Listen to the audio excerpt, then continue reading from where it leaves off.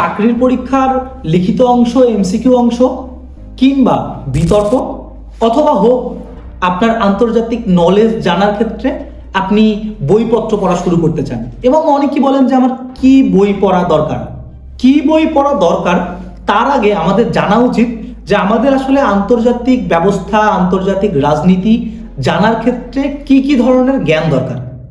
আমি মনে করি যে এই জন্য আপনাকে 3 ধরনের জ্ঞান অর্জন করতে হবে। প্রথমত, আপনাকে পৃথিবীর ভূগোল এবং ভূ রাজনীতি সম্পর্কে একটা ভালো ধারণা থাকতে হবে। কোন দেশটার অবস্থান কোথায়, সেই অবস্থানের পরিপ্রেক্ষিতে তার কি কি সম্ভাবনা রয়েছে, তার কি কি রিস্ক রয়েছে, কি কি ড্রাইভার রয়েছে, সেই জিনিসপত্রগুলো আপনাকে প্রথমত জানতে হবে।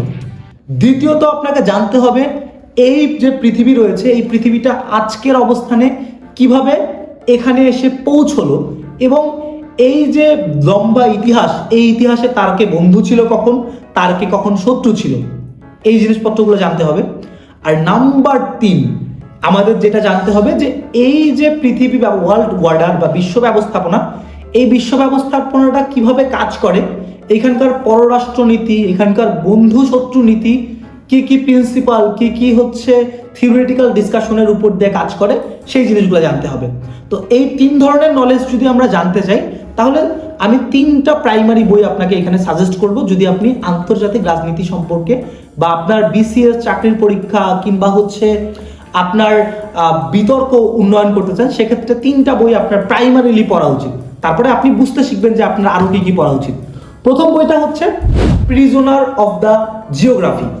এই বইটা আপনাকে মেইনলি যে জিনিসটা দেখায় যে পৃথিবীর টপ 10টা দেশ, এই 10টা দেশের যে ভৌগোলিক অবস্থান, 10টা দেশ এবং অঞ্চল মিলে এই অবস্থানগুলো তাকে কি ধরনের পলিটিক্যাল অ্যাডভান্টেজ দেয়, কি ধরনের ডিসঅ্যাডভান্টেজ দেয়, এবং এর বেসিসে তার ভূ রাজনীতি, আন্তর্জাতিক রাজনীতি, ডিপ্লোমেসি কীরকম হয়, এই ব্যাপারে একটা খুব ভালো আইডিয়া দেয়। নাম্বার 1। নাম্বার 2, আপনি যদি পৃথিবীর ইতিহাসটা জানতে চান, তাহলে এক্ষেত্রে ইতিহাস জানার ক্ষেত্রে তারেক শামসুর রহমানের বিশ্ব রাজনীতির 100 বছর, বইটা 2টা পার্ট রয়েছে। এই 2টা পার্ট পড়লে আপনি মোটামুটি গত 1-150 বছরের পৃথিবীর ইতিহাসটা জানবেন, যার মাধ্যমে আপনি বুঝতে পারবেন যে কার সাথে কখন কার বন্ধুত্ব হয়েছিল, কি কারণে হয়েছিল, কোন দরকারে হয়েছিল, সেই ইতিহাসের ব্যাপারটা আপনার খুব ভালো ক্লিয়ার থাকবে।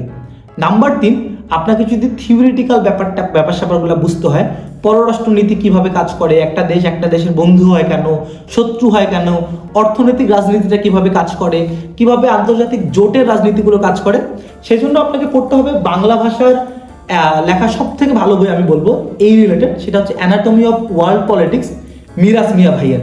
তো আপনি যদি এই 3টা বই প্রাইমারিলি পড়ে ফেলেন, তাহলে আপনার যে উপকারটা হবে সেটা হচ্ছে যে আপনি বিশ্ব রাজনীতি প্রাথমিকভাবে বুঝতে শুরু করবেন, এবং চাকরির পরীক্ষা রিটেনে বলুন, বিতর্ক করার প্রয়োজনে বলুন, কিংবা হচ্ছে আপনার জানার যাত্রা যে স্টার্টিং, সেই শুরুটা খুব চমৎকার হয়ে যাবে। এই টার্মগুলোর সাথে যখন আপনি পরিচিত হয়ে যাবেন, তারপরে আপনি রেগুলার পত্রিকা পড়লে কিংবা রেগুলার কিছু আর্টিকেল পড়লে আপনি দেখবেন আপডেট থাকতেছেন, এবং ওভারঅল আপনার যে বেসিক প্রয়োজন সেটা ইনশাল্লাহ ফুলফিল হয়ে যাবে।